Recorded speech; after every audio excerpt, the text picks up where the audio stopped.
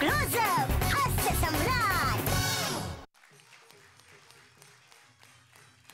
Break नंतर पुन्हा एकदा स्वागत आहे सगळ्यांचं या हास्य क्रीडांगणावर, ज्याचं नाव आहे क्लोजअप.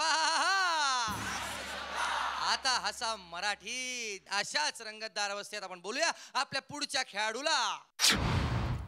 राहुल कुलकर्णी, कोल्हापुरी, साधा बोळा, कॉलबॅक माझा 17 वेळा. बहुतेक माझ्या विनोदाचा सगळ्यासनीच लागला लळा. यंदा अशुनर खळा खळा. सेल्समन किंवा विक्रेते किंवा फेरीवाले ही मोठी इंटरेस्टिंग जमात आहे नी. ते कोणत्या वस्तू विकत आहेत हे त्यांच्या जाहिरातीतून बऱ्याच वेळा कळतच नाहीये. आमच्या कोल्हापूर जवळच्या टोप संभापूर या गावात मी एक फेरीवाल्याची जाहिरात ऐकली. तो असं म्हणत होता, मेल्यावर पैसे द्या, मेल्यावर पैसे द्या, मेल्यावर पैसे द्या. आता मला सांगा, मेल्यावर पैसे देणं कसं शक्य आहे? पण काय नाही व्हायचं चालूच, वस्तू आत्ता घ्या आणि मेल्यावर पैसे द्या, मेल्यावर पैसे द्या. मी म्हटलं, बाबा तू काय मूर्ख बनवतोस काय? मेल्यावर पैसे देणं कसं शक्य आहे? ते म्हटलं, बरोबरच आहे, उंदीर मारायचं औषध विकतोय, उंदीर मेल्यावर पैसे द्या. काय जाहिरात! यांची स्टाईल भारी असते हो. कोल्हापुरातल्या आरके नगर परिसरामध्ये एक विक्रेता येतो आणि त्याची स्टाईल बघा, आरोळी बघा. रेस्किबिट रेस्किबिट. काय कळते? काय कळत नाही? मी बऱ्याच वेळानंतर बघितलं तर ते रेस्किबिट म्हणजे खारे बिस्किट. एका दुकानात मी गेलो होतो. तिथला सेल्समनला म्हणालो मी, जरा साडी दाखवा. ते दाट टोकरतच म्हणाले, बायकोसाठी घेणार आहे का चांगल्यापैकी दाखवू? काय आता बायको शेजारी असताना असे प्रश्न विचारतात. एका माणसानं 2000 श्लोक असलेलं, 2000 संस्कृत श्लोक असलेलं एक पुस्तक लिहिलं. साधारण 200 रुपये किंमत होती. पण तुम्हाला माहिती आहे, असलं पुस्तक आपल्याकडे कोण खरेदी करतोय? पुस्तक खपायला तयार नाही. मग त्यांनी भरघोस कमिशनची ऑफर देऊन काही चांगले नामांकित सेल्समन नेमले. पण तरी पण काहीच रिस्पॉन्स नाही हो. पुस्तक खपायला तयार नाही. मग आता काय करायचं? अशा विचारात असताना एक मनुष्य त्यांच्याकडे आला. म्हणाला, मी सगळी पुस्तकं तुमची खपवतो, पण मला 50% कमिशन पाहिजे.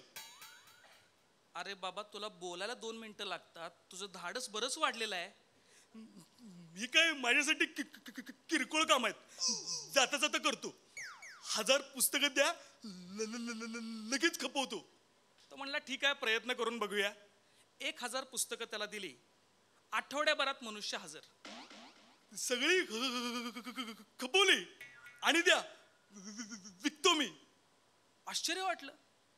पुन्हा 1000 पुस्तकं दिली. आठवड्याभरात परत हजर. सगळी खपवली आणि द्या, खपवतो. आता त्या माणसाला आश्चर्य वाटलं, लेखकाला. तो म्हणाला, बाबा तू काय नेमकं करतोस, कसं काय तुला जमते? धंद्यातलं सिक्रेट आहे, आम्ही का सांगू? अरे सांग ना मला. त्याचे 500 रुपये वेगळे पडतील. देतो मी, आधी द्या. मग ठीक आहे, हे 500 रुपये घे. सांग कसे विकलेस तू? मी काय केलं, बेल दाबली, दरवाजा उघडला की ना, मी त्यांना सांगायचो, हे एक पुस्तक आहे, याच्यामध्ये 2000 संस्कृत श्लोक आहेत, किंमत आहे 200 रुपये, पण तुम्ही विकत घेऊ नका, इथं बसा, मी वाचून दाखवतो. आता जो पुढचा खेळाडू येतो तो फक्त आवाजाची करामत करतो. म्हणजे तो गायक नाही, तो आहे विनोदवीरच, परंतु फक्त आवाजाची फिरत आणि आवाजाची मजा. कोण आहे तो बघूया. मी दीपक देशपांडे, पक्का सोलापुरी, आपल्याला हसवणार घरोघरी. माझी स्पेशालिटी आवाजाची डोक्यालिटी. आपल्याकडे प्रत्येक मराठी आकाशवाणी केंद्रावर बरेच कार्यक्रम होत असतात. तसं मी एकदा कामगारांच्या मुलाखती ऐकल्या होत्या. आता कामगार हा मनुष्य कसा असतो, दिवसभर कष्ट करून कसं तरी पोट भरायला त्याला माहीत असतं.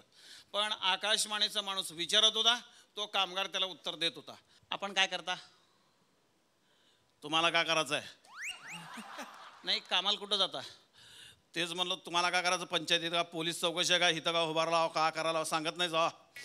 तसं नाही आहे, मी आकाशवाणी काढलो आहे, मला तुमची मुलाखत घ्यायची. पण काम काय करता? आम्ही कामाला जातो. कुठं कामाला जाता? आपला ह्याच्यात म्हणजे त्या पलीकडच्या ह्याच्यात कामाला जातो. कशात कामाला जाता? कारखान्यात कामाला जातो. कसल्या कारखान्यात कामाला जाता? टॉवेल कारखान्यात कामाला जातो. किती वाजता जाता? पाळी असेल तसं जावं लागतंय. पाळी म्हणजे असतं ते 8-12 4-12 तुम्हाला काय माहित ना ग बसावगच. बरं ठीक आहे, काय हरकत नाही. तुमच्या या कारखान्यामध्ये काय तयार होत आहे? आमचा कारखाना नाही ते मालकाचा कारखाना आहे ते. बरं, मालकाच्या कारखान्यामध्ये काय तयार होत आहे? टॉवेल आणि लॅपकिन. बरं, ह्याच्यामध्ये काही फरक आहे का? एवढं पण माहित नाही का आकाशवाणीमध्ये कामाला आहे की चांगलं? तुम्ही सांगा ना. मोठ्या टॉवेलला टॉवेल म्हणतात, लहान टॉवेलला लॅपकिन म्हणतात. बरं ठीक आहे, तुम्हाला महिन्याला पगार किती मिळतो? आमचा मालक सांगू नको म्हणलाय. बरं ठीक आहे, काय हरकत नाही. तुम्ही संध्याकाळी घरी गेल्यानंतर काय करता? का करता म्हणजे? नाही, कामावरनं घरी गेल्यानंतर तुम्हाला काही छंद वगैरे का? चित्रकला, संगीत छंद? ते छंदबिंद असताना ते नालायक लोक करतात, आम्ही करत नसतो ते. जे कोण छंद करतात ना, नालायक धंदे करतात ना, त्यांना जाऊन विचारा काय छंद करतात म्हणून. मुलाखत घ्यायला म्हणजे काय बी प्रायव्हेट गोष्टी विचारायला घेता. छंद करताव का? छंद करताव का? तुम्ही करता का छंद? तसं नाही आहे, मला असं म्हणायचं आहे की छंद म्हणजे तुम्हाला काय आवड आहे का? मग आवड म्हणा ना, मग छंद कशाला म्हणलो मग? गैरसमजाचा समज तुम्हीच करून घ्याला ना सगळं. बरं ठीक आहे, काय हरकत नाही. बरं, तुमची ही नोकरी सोडून दुसरा काही व्यवसाय करा तुमच्या मनात आहे का? हा आहे की. काय करणार आहे? किराणा मालाचं दुकान टाकणार आहे. भांडवल कुठून आणणार? बायकोला माहेरी पाठवलो. म्हणजे तिला माहेरी पाठवलं तरी माहेरनं पैशांना तिने पैसे त्या दुकान टाकायचं ना तर नाही टाकायचं. मुलाखत दिल्याबद्दल धन्यवाद. हा तुम्हाला पण धन्यवाद. जावा. म्हणून शेवटी जावा म्हणून सांगितलं त्यांनी. दुसरा जो माणूस होता ना, तो वीटभट्टीवाला, त्याला आकाशवाणीच्या माणसाने विचारलं, आपण काय करता? हे रस्त्याच्या कडेला आमचं वीटभट्टी आहे. किती वर्ष झाले? लय वर्ष झालं. बाप धंदा करत होता, डोक्यावर धंदा ठेवला, गेला निघून वरती भोगायला फळ. विटा तयार करायला कच्चा माल काय लागतो? कच्चा माल म्हणजे लय लपडे त्याच्यात. माती लागते, पाणी लागते, भट्टी लावायचं, वरनं पाऊस पडते, तोंडात माती पडते. माती कुठं आणता? माती काय? माती समोर शेतात माती पडली, शेतकऱ्याचं लक्ष नसताना काढून घ्यायचं. आणि पाणी? पाणी काय? पाणी हो, समोर गटरीतलं पाणी घ्यायचं. प्यायला पाणी मिळतं, धंद्याला पाणी कुठं बोंबलायला? हो, गटारीतलं पाणी काय म्हणताय? तुमच्या कामगारांना त्याचा त्रास होत नाही का? त्यांना काय त्रास असतो? 24 तास पिऊन त्याच्यात पडते, त्यांना काय त्रास होत नाही त्याच्यात. बरं, तुमच्या व्यवसायामध्ये काही समस्या? लय समस्या आहे हो. 3-3 महिने पगार नाही, सरकारकडे पैसे नाही. तुम्हाला ते विचारलं नाही हो, तुमच्या व्यवसायातल्या समस्या सांगा.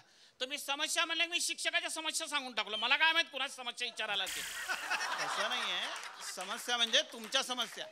आमच्या समस्या म्हणजे काय माहितीये का? आमच्या विटा जरा तुटलेलं फुटलेलं असलं नाही, गिरायक जरा किरकिर करताय. मग तुम्ही काय करता? काय नाही, कॉन्ट्रॅक्टर असल्यावर समजावून सांगतो, त्यांना खपत आहे सगळ्या इटा, आम्हाला काय प्रॉब्लेम नाही. बरं, मुलाखत दिल्याबद्दल धन्यवाद. हा, तुम्हाला पण धन्यवाद. या कधी तर इटा घ्यायला म्हणलं. नमस्कार. येतो आहे आपल्याकडे आपला एक असा खेळाडू जो लिटिल मास्टर आहे. लिटिल मास्टर म्हणजे कोण तुम्हाला लगेच कळेल. पाहूया कोण आहे तो. माझं नाव मंदार केळकर.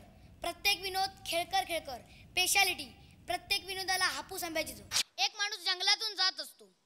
तो खूप घाबरलेला असतो, पण दुसरी वाट नसल्याने त्याच रस्त्याने जाण्याशिवाय त्याला पर्याय नसतो.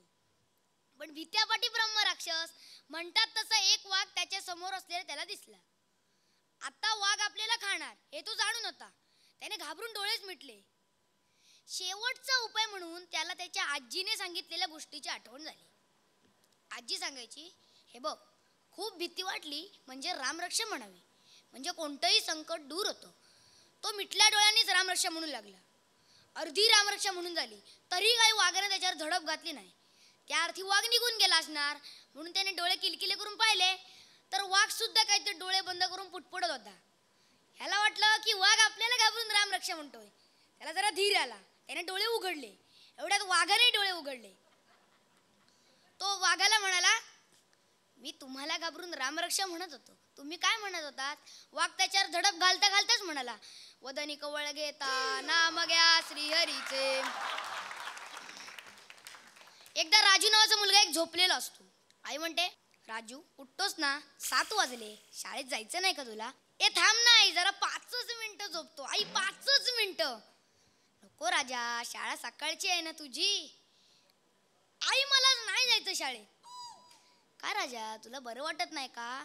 तसं नाही, शिक्षक मला खूप त्रास देतात, मुलं पण खूप चिडवतात, कोणी माझं ऐकत नाही. मी आज शाळेत जाणार नाही आणि कधीच शाळेत जाणार नाही. राजू बेटा, असं कसं करून चालेल? तुला जायलाच हवं शाळेत, तू मुख्याध्यापक आहेस ना शाळेचा. लहान मुलांची कशी प्रतिज्ञा असते तशी एक जावयाची सुद्धा प्रतिज्ञा असते. जावयाची प्रतिज्ञा बघा. सासूरवाड माझे घर आहे, सासू सासरे माझे बांधव आहेत, माझ्या बायकोवर माझे प्रेम आहे, तिच्या आई वडिलांच्या घरातील विविधतेने नटलेल्या वस्तूंवर माझा डोळा आहे, तिच्या बापाचा घर जावी बनण्याची पात्रता माझ्या अंगी यावी म्हणून मी सदैव प्रयत्न करीन. मी माझ्या सासू सासऱ्यांचा मान ठेवेन आणि प्रत्येकाशी स्वार्थाने वागेन. माझे सासू सासरे लवकरच काशी यात्रेला जातील अशी मी प्रतिज्ञा करीत आहे. माझी बायको व माझ्या मेहुण्या यातच माझे सौख्य सामावले आहे. धन्यवाद. तर अशी उत्तरोत्तर स्पर्धा रंगत चालली आहे. आमच्या एका खेळाडूने एक सिक्सर मारलेला आहे, षटकार मारलेला आहे, त्यामुळे बॉल गेलेला स्टेडियमच्या बाहेर. तो मी जरा शोधून घेऊन येतो, तोपर्यंत तुम्ही छोटासा ब्रेक घ्या.